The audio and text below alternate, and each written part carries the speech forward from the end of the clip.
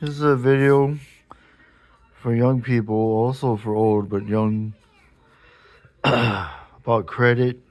If this video helps you,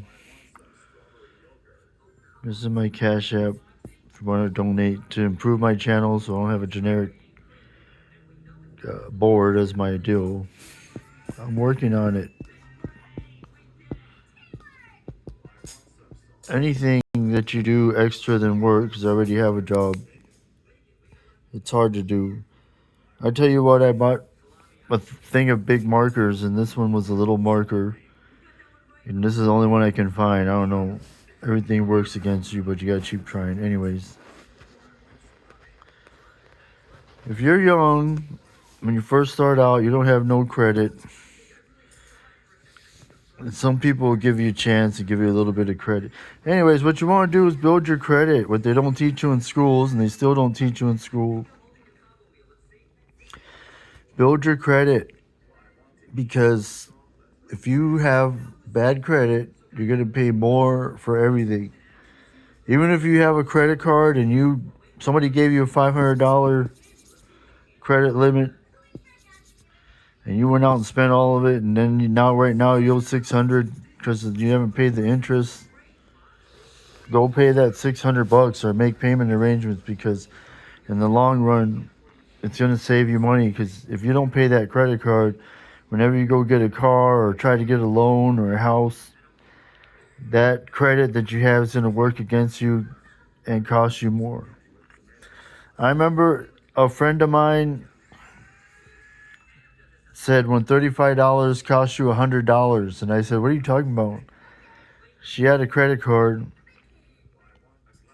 and her limit was, I don't know, let's say $1,000, and she was already at the limit, which doesn't hurt you. If you pay your payment, you're okay. You keep it under that $1,000 limit. But she was broke, like a lot of us are broke in this country right now, even the ones that work.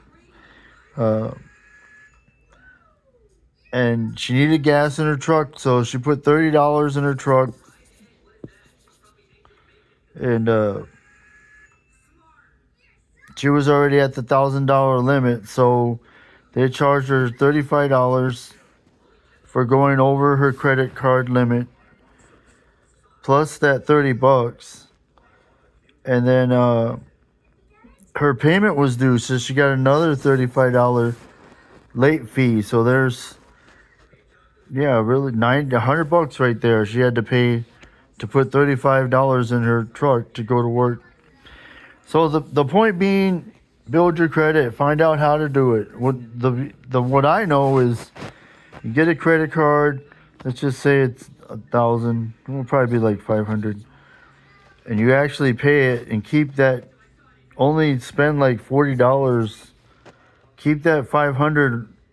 Only use like maybe $150 of it.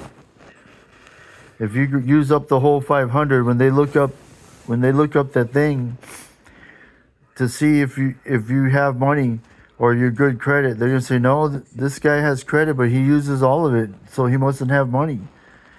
But if you show $40 that you only use $40 of it, they're gonna say, you know what, this guy has a $500 limit, and he is only using 40 of it, so he has money because he's not using all his credit, and it helps you. So it sucks, but you have a $500 credit card, you only spend 40 of it, maybe 100, and it's gonna make your credit go up. It's gonna say, hey man, this guy, he has credit, but he only uses this much of it, so if we give him a loan or whatever, he'll be okay. But I don't know all that about credit. I wish they would have told me any of this when I was younger, because I'll tell you one thing, like a lot of us, I'll speak for myself, though, I got a bunch of credit cards back then, and I went out and spent all the money. And then it was too overwhelming to pay off, so I didn't pay it. And you had to pay them off with interest, because if you don't pay them, it starts getting charge-offs, and it looks real bad on your credit. It costs even more money to fix. A lot of times when I was younger, I'd buy cash because I couldn't get things on credit. So I'd work my butt off and save up money. Well, back then, 20 years ago, you could get a car for like $1,000. You get a nice car that ran and everything. Now $1,000, you can't even buy tires for that much. But this is a helpful life tip, I guess, to help you about credit. But look into the credit thing. Watch out for scammers. And a lot of the stuff building your credit you can do yourself. But the best thing you can do is not get bad credit in the first place. All right, thanks.